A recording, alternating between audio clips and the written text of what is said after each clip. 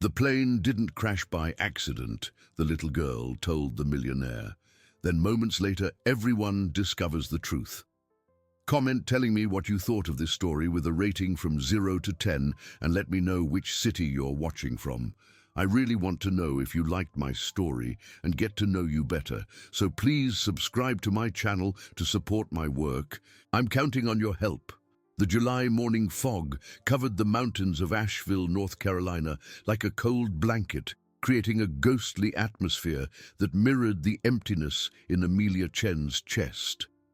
At just 4 years old, the girl with delicate Asian features huddled on the sidewalk in front of the Grove Park Inn, her small fingers clutching a crumpled piece of paper as if it were her last precious possession.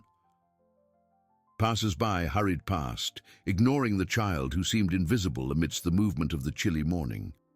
Amelia was not an ordinary street child.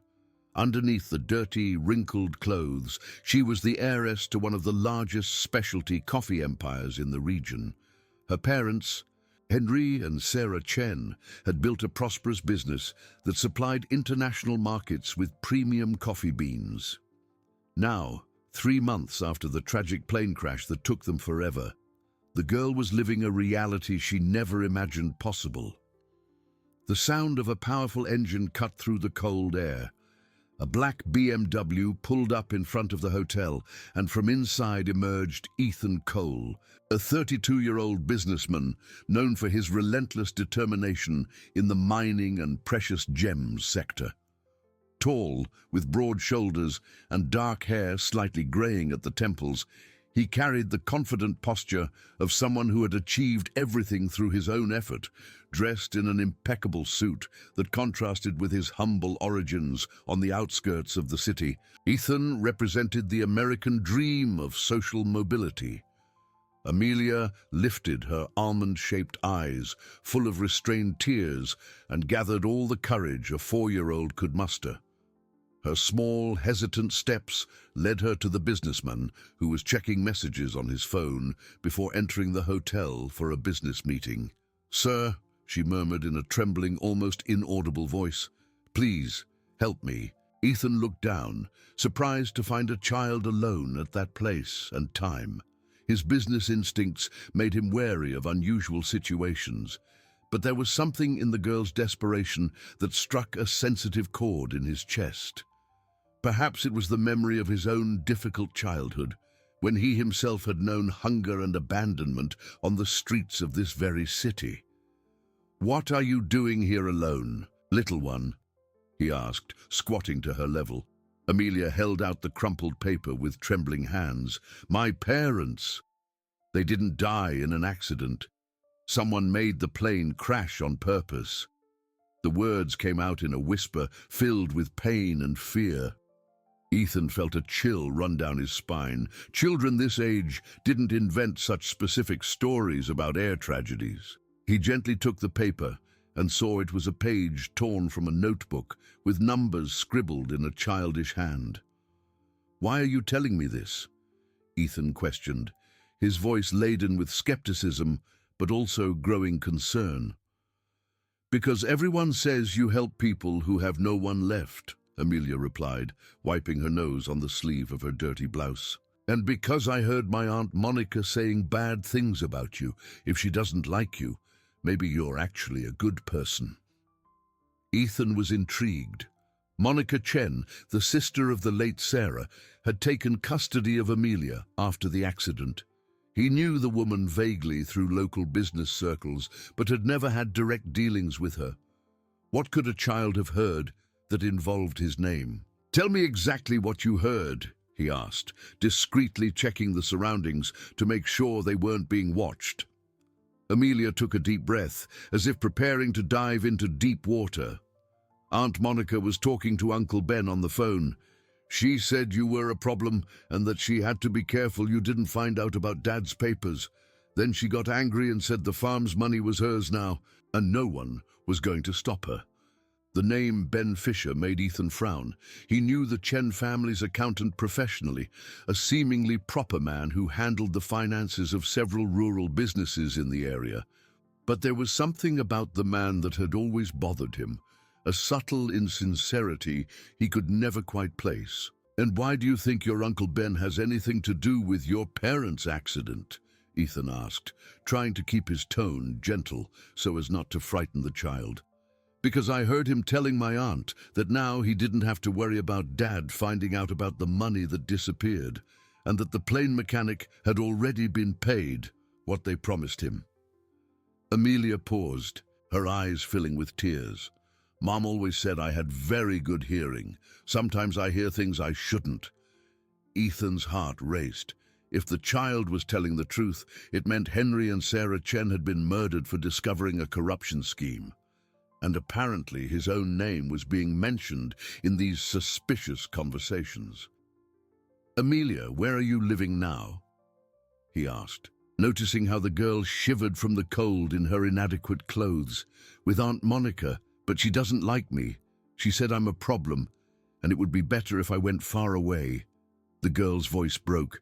"I have no one left, and I'm afraid she'll do the same thing to me that they did to Mom and Dad." Ethan felt a mixture of anger and protectiveness rising in his chest.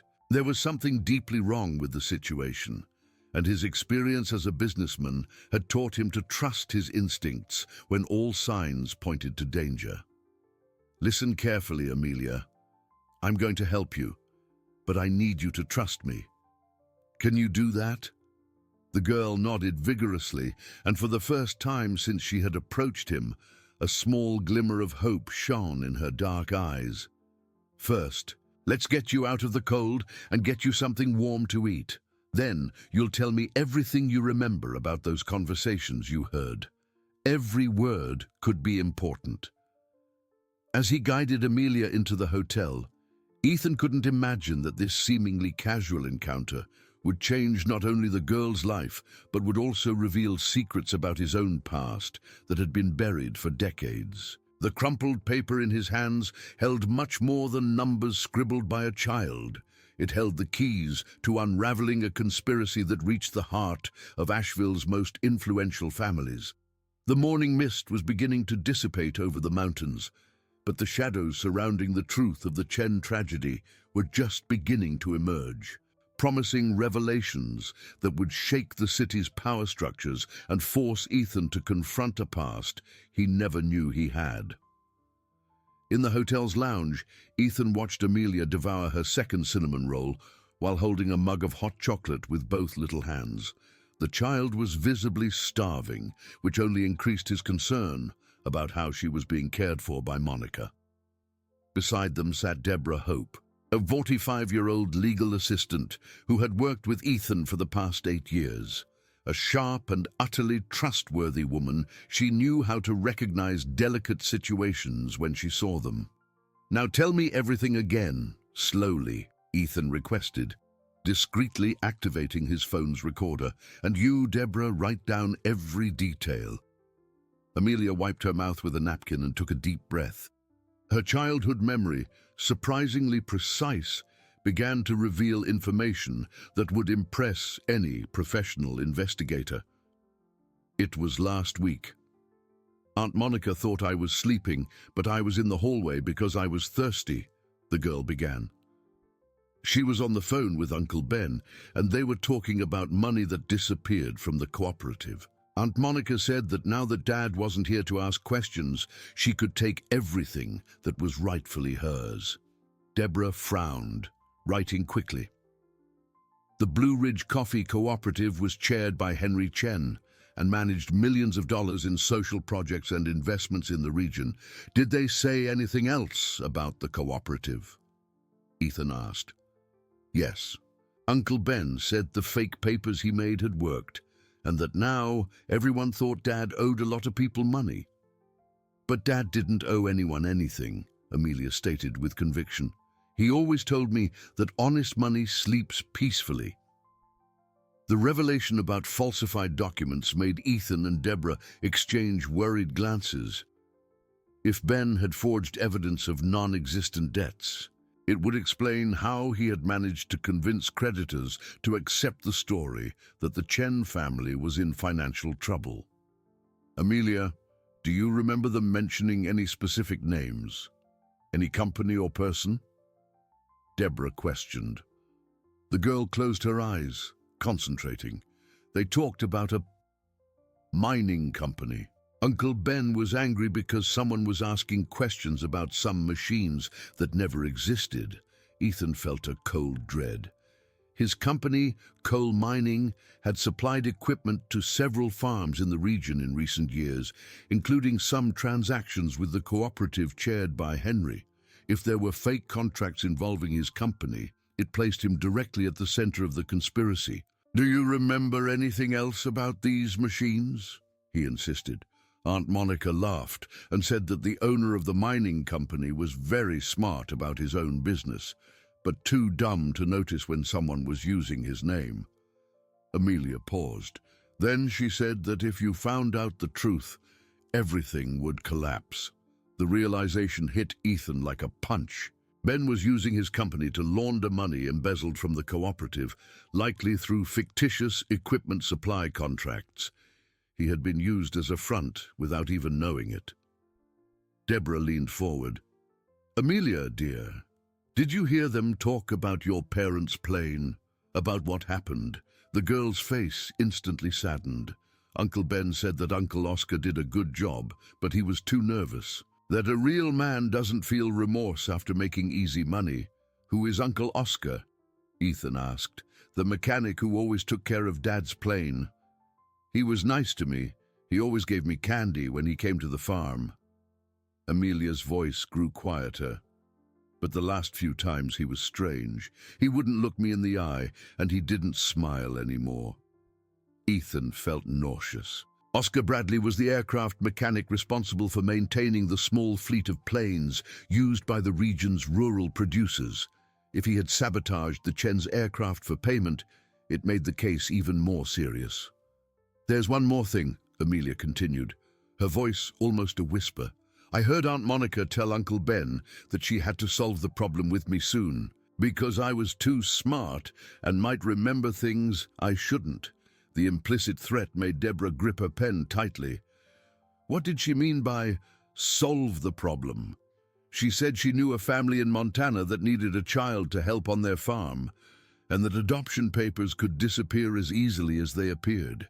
Ethan stood up abruptly, walking to the window overlooking the mountains. The coldness with which Monica planned to get rid of her niece disgusted him deeply. This child wasn't just an inconvenient witness. She was a helpless human being who had lost everything. "Deborah, I need you to make some urgent calls," he said, keeping his voice controlled so as not to alarm Amelia. "I want full information on all contracts our company has had with the cooperative in the last 2 years, and I need to speak with my contact at the district attorney's office." While Deborah left to make the calls, Ethan sat back down next to Amelia. The girl watched him with a mixture of trust and fear that broke his heart. "Amelia, I'm going to ask you an important question. Do you trust me enough to stay under my protection for a few days? I need to make sure you're safe while I investigate this information. Are you going to give me back to Aunt Monica?" she asked, her eyes filling with tears. "Never. Not while she poses a danger to you." "Then yes, I trust you," Amelia replied, and for the first time she smiled genuinely. Ethan made a few quick calls, activating his network of contacts to obtain an emergency protective order. His influence as a respected businessman in the city facilitated the process, but he knew he had to act quickly before Monica realized she had lost control over her niece. 2 hours later, as they were leaving the hotel, a dark car followed them discreetly through the streets of Asheville. Monica had discovered where Amelia was and had no intention of losing her guarantee without a fight. What she didn't imagine was that Ethan had also noticed the tail and was already making plans to protect the girl. That afternoon, while Amelia played in the garden of Ethan's mansion for the first time in months, he received a call that would change everything. Deborah had discovered something disturbing in the company's files. Equipment supply contracts for farms that never existed, signed with a handwriting that was not his, but was a perfect forgery. "Ethan, this is much more serious than we thought." Deborah said over the phone. Ben isn't just embezzling from the cooperative. He's using your company to create a laundering network involving at least 15 phantom rural properties. How much money are we talking about? From the contracts I've found so far, approximately $8 million in the last 18 months. Ethan watched Amelia through the window, playing alone, but with a smile on her face. That child had lost her parents because they had discovered a multi-million-dollar corruption scheme. And now he was in the eye of the storm, fighting not only for justice, but to protect the only witness who could incriminate the true culprits. The phone rang again. It was a number he didn't recognize. "Mr. Cole, this is Monica Chen. I believe you have something that belongs to me." Monica's voice on the other end of the line carried a calculated coldness that made Ethan clench his free fist. He watched Amelia through the window, playing innocently in the garden, oblivious to the approaching storm. "Ms. Chen, Amelia is under legal protection. Any attempt to approach her will be considered a violation of the protective order," Ethan replied, maintaining a professional tone. "Legal protection?" Monica laughed bitterly. "Mr. Cole, you have no idea what you're getting into. This girl is my legal responsibility, and I have documents to prove it. Documents that can be questioned when there are suspicions of neglect and abuse." A tense silence settled. When Monica spoke again, her voice had lost any pretense of civility. "You are making a grave mistake. My niece is a traumatized child who invents stories for attention. If you continue to believe her fantasies, you'll find that not all of Asheville's business people are as clean as they seem. The veiled threat did not go unnoticed." "What exactly are you insinuating? Let's just say it would be a shame if the IRS discovered irregularities in your company's contracts with small rural producers, or if some suppliers started questioning the origin of certain payments." Ethan understood immediately. Monica knew about the money laundering scheme that used his company as a front. She was trying to blackmail him to get Amelia back. "Ms. Chen, I suggest you reconsider your words carefully. Threats can have serious legal consequences." "They're not threats, Mr. Cole. They are facts. And facts have a nasty habit of coming to light at the least convenient moment." The call ended abruptly. Ethan stood motionless for a few minutes, processing the conversation. Monica wasn't just trying to get her niece back. She was protecting the criminal enterprise she was part of. And now he had become an obstacle that needed to be removed. Deborah entered the room at that moment, carrying a folder full of documents. Her grave expression indicated the news was not good. "I found something troubling," she said, spreading papers on the table.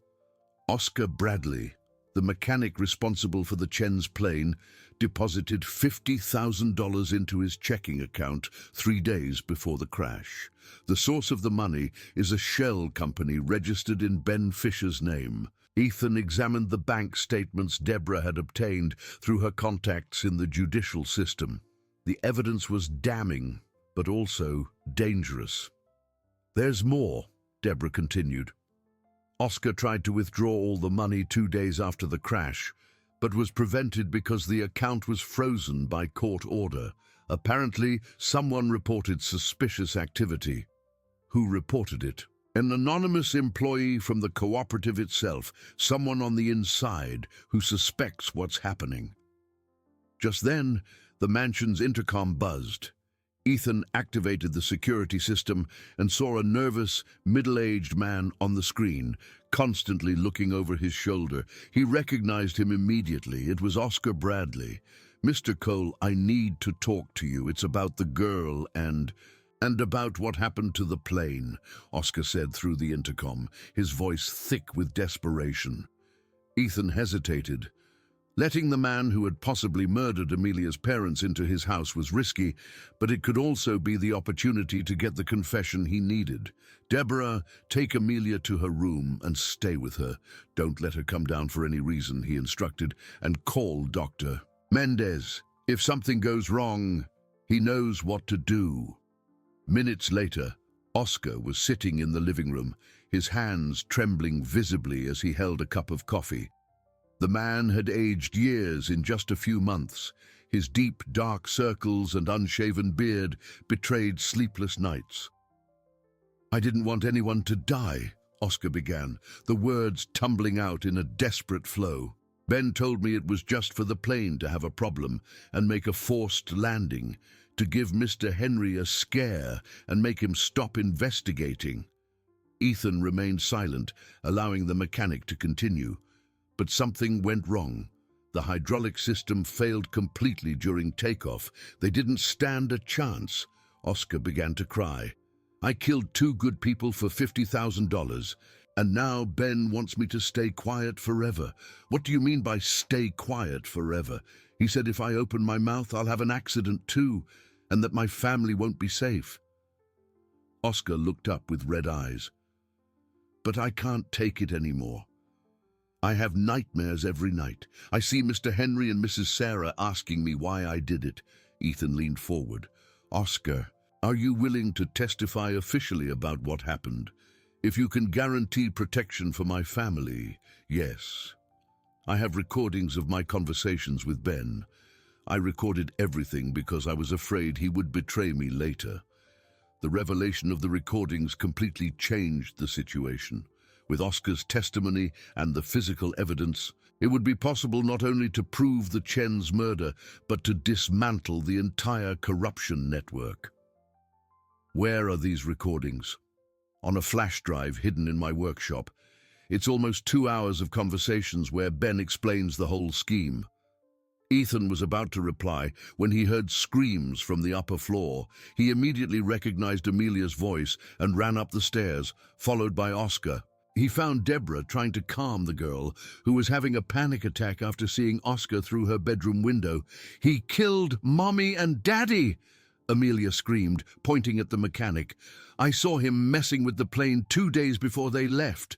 Oscar collapsed, falling to his knees in the hallway. "Forgive me, little one, please forgive me. I never wanted them to die." The scene was devastating. Amelia, traumatized, refused to be in the same room as the man responsible for the tragedy that had destroyed her life. Oscar, consumed by guilt, begged for a forgiveness he knew he didn't deserve.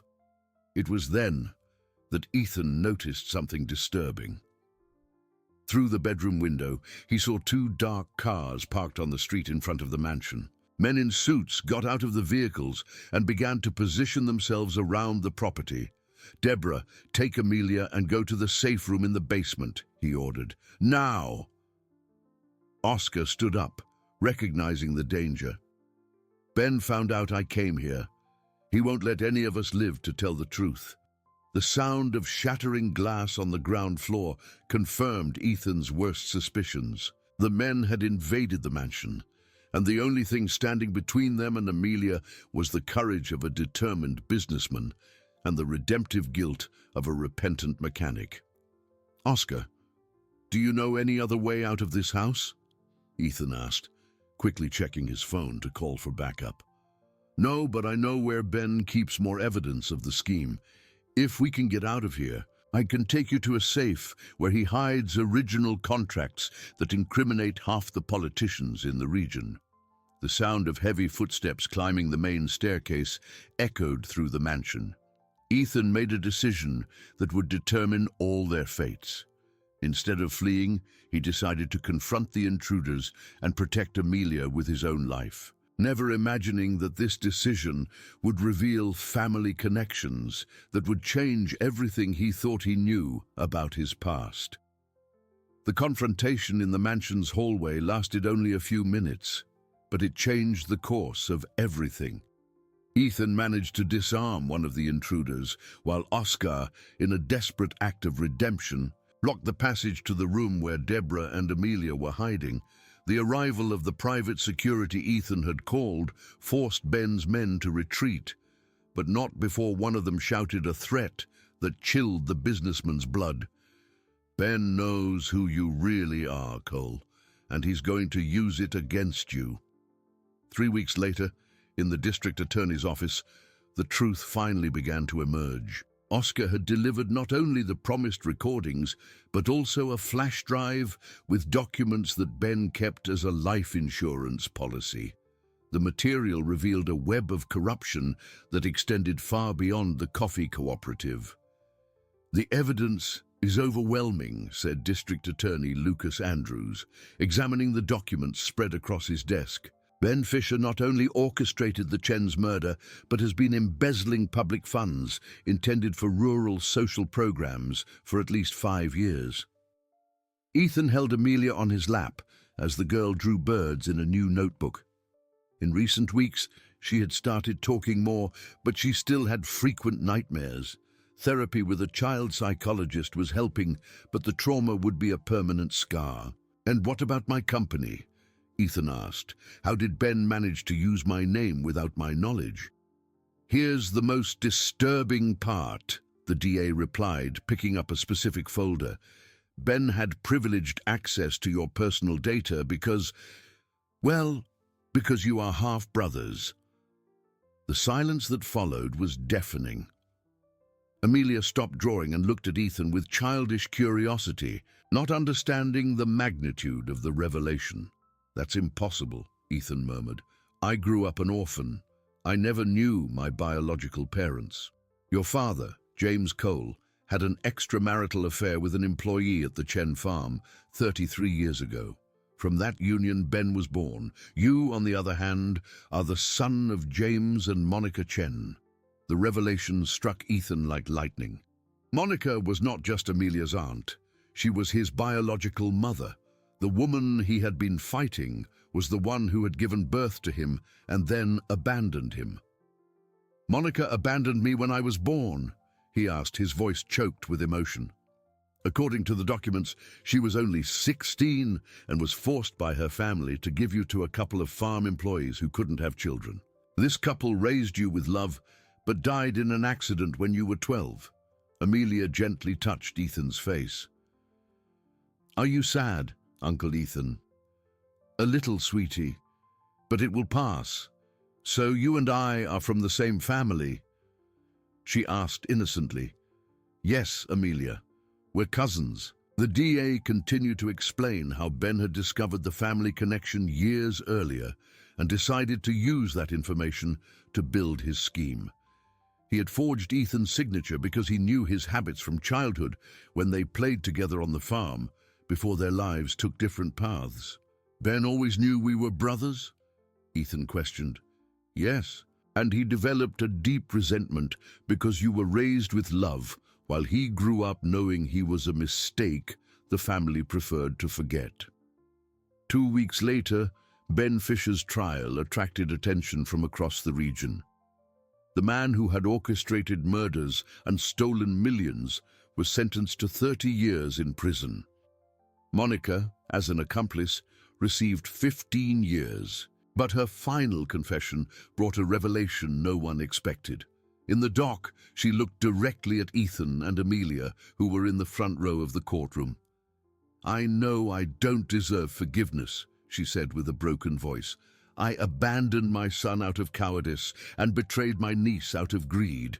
But there's something you need to know about the accident." The silence in the courtroom was absolute. Henry and Sarah didn't die instantly. The pilot managed to send a distress message before the impact. They knew they were being murdered, and Sarah's last words were about Amelia. The girl clung to Ethan's arm, sensing that something important was being said. She said that no matter what happened to them, Amelia would always be loved, and that if anything went wrong, there was a good man in Asheville who would take care of her as if she were his own daughter. Ethan's eyes filled with tears. "How did they know about me?" "Sarah saw you helping other orphans through anonymous donations to the orphanage. She told Henry that if anything happened to them, you would be the right person to take care of Amelia." 6 months later, on the same farm where her parents and grandparents had worked, Ethan watched Amelia run among the coffee plants. The girl, now officially in his custody, had transformed. She smiled constantly, talked non-stop, and showed an exceptional intelligence that was very much like her parents. "Uncle Ethan, when I grow up, can I keep taking care of Mom and Dad's farm?" she asked, holding a small coffee seedling. "Of course you can, sweetie, and I'll teach you everything about management so you can take great care of it all." They had transformed the Chen properties into a social project that offered education and professional training to orphaned children in the region. The Henry and Sarah Chen Center was already serving 50 children and had plans for expansion. "And is Uncle Oscar coming to the center's anniversary party?" Amelia asked. "Yes, he is. He's very excited to see how the kids are learning about sustainable agriculture." Oscar, after serving an alternative sentence doing community service, had become the center's mechanics instructor. His technical knowledge, now used for good, helped the youth learn an honest profession. Deborah approached them carrying a folder. "Ethan, the last documents for the asset transfer have arrived. Amelia is officially the owner of all Chen family lands and companies, with you as administrator until she comes of age." "And the portion of the money recovered from the scheme?" Ethan asked. "It will be fully invested in the center and other social projects in the region." The district attorney's office approved the plan. At that moment, Amelia stopped running and looked up at the blue Asheville sky. "Uncle Ethan, do you think Mom and Dad are happy with us?" Ethan knelt beside the girl and pointed to the distant mountains. "I'm sure they are, Amelia. They knew you were special and that you deserved to be loved. And look how many other children now have opportunities because you were brave. And are we a real family now? The realest one there is my daughter." For the first time, Ethan had called Amelia his daughter, and the word sounded perfectly natural. They were not just connected by blood or tragedy, but by a genuine love that had grown amidst suffering and been strengthened through overcoming it. As they walked back to the main farmhouse, now transformed into a home full of laughter and hope, Amelia hummed a song she had learned with the other children at the center. It was a song about new beginnings, about planting seeds that would grow to feed the future. The scars of the past would always be there, but they would no longer define their lives. Amelia had found not just a home, but a father of the heart who would teach her that even in the biggest storms, there are always people willing to extend a hand to those in need. And Ethan discovered that sometimes saving a child is just another way of saving yourself. If you like this video, please subscribe to my channel. I promise to bring you videos every day that will make your life happier. And comment what you thought of my story with a rating from 0 to 10, and thank you very much.